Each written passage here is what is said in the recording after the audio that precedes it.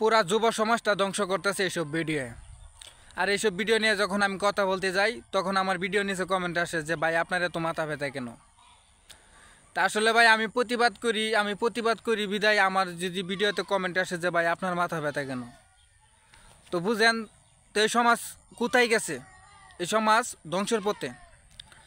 আপনি যে ফোনটাতে মেয়েদের ভিডিও দেখেন সেই ফোনটা আপনার ছেলে মেয়েও হাতায়। তো আপনি যদি ভিডিওটা দেখে থাকেন তো আপনার ছেলে মেয়েও এই ভিডিওটা দেখে। আপনার ছেলে মেয়ে কী শিক্ষা পাবে এই ভিডিও থেকে? এই ভিডিওতে শিক্ষামূলক কিছু আছে? কোনো কিচ্ছু নাই। আপনারা লেলা এদেরকে উৎসাহ দিয়ে এই পর্যন্ত নিয়ে আসছেন।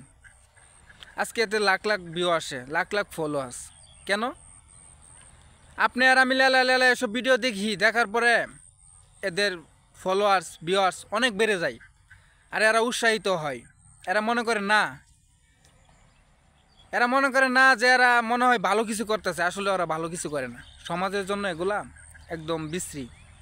ঠিক আছে, তো আপনারা আমার ছেলে মেয়ে দেখতেছে এসব ভিডিও, আমরা তো প্রতিবাদ করি না বিধায় তারা দেখতেছে।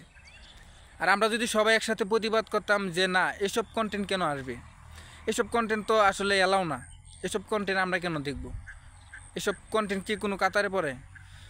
আর আজকে আমরা প্রতিবাদ করি বিধায় আমাদের শত্রু এত।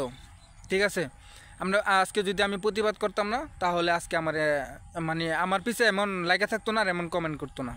ঠিক আছে, তো সামনে আসতে আছে রমজান মাস, তো আমরা ওদেরকে বলতে চাই যে ওরা যেন এসব কন্টেন্ট না দেয় আর ভালো ভালো কন্টেন্ট দেখ। রমজান মাস আসছে, তো রমজান মাসে আমরা চাচ্ছি যে এসব কন্টেন্ট না দেখ, সে ঘরে বসে বসে বা গজল অনেক কিছু ইসলামিক কন্টেন্ট আছে ওগুলো কন্টেন্ট দেখ।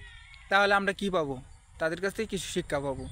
আর এখন যা দেখতেছি এ দেখার পরে আমাদের মনে হয় না যে আমরা শিক্ষা পাবো তো দূরের কথা, আরও আমরা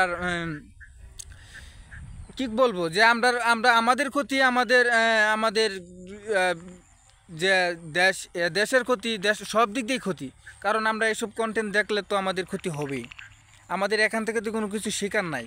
ঠিক আছে, কোনো কিছু যদি শেখার থাকতো তাহলে বুঝতাম না এটা আমাদের উপকারে আসবে, এখানে কিছু আছে যে শিকার, এসব নাই। তো এটাই বলতে চাই যে সামনে রমজান মাস আসতেছে, ইনশাল্লাহ সবাই হেদায়েতের পথে থাকো। তো হেদায়েতের পথে থাকলে ইনশাল্লাহ হয়তো বা তুমি সফলতা আগাইতে পারবা, অনেক কিছু হবে। আর এসব নোংরামি করে ভিডিও আপলোড করলেই যে মানুষ যে সফলতা পাবে এমন কিছু কথা না।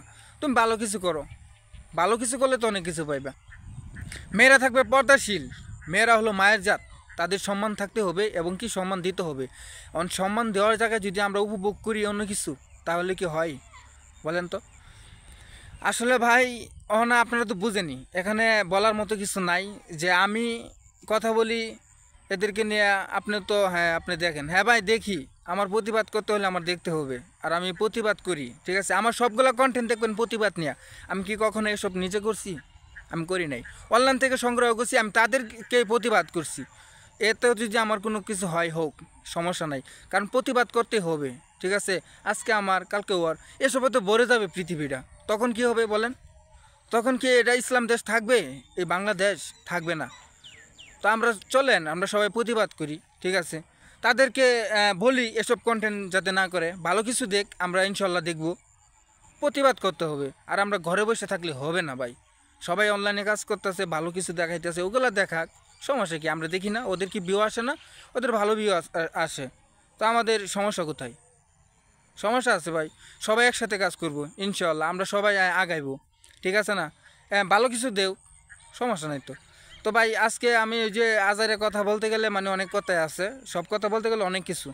ঠিক আছে, আমি অনেক কিছু করে তাদেরকে বোঝানোর চেষ্টা করছি, অঙ্গভঙ্গিমা সব ধরনের কিছু, সব কথাই বলছি, কিন্তু তাদেরকে বোঝাইতে পারি না। ঠিক আছে, তারা বুঝে না। কেন বুঝে না আমি এটাই বুঝতেছি না। তো চলেন সবাই মিলে একসাথে আমরা প্রতিবাদ করি, প্রতিবাদ করলে ইনশাল্লাহ হয়তো ভালো হবে। ঠিক আছে, তো আজকে আমার ভিডিওটা যারা দেখছেন তাদেরকে অসংখ্য ধন্যবাদ। ঠিক আছে, আমরা সবাই প্রতিবাদ করব, ভালো থাকবেন।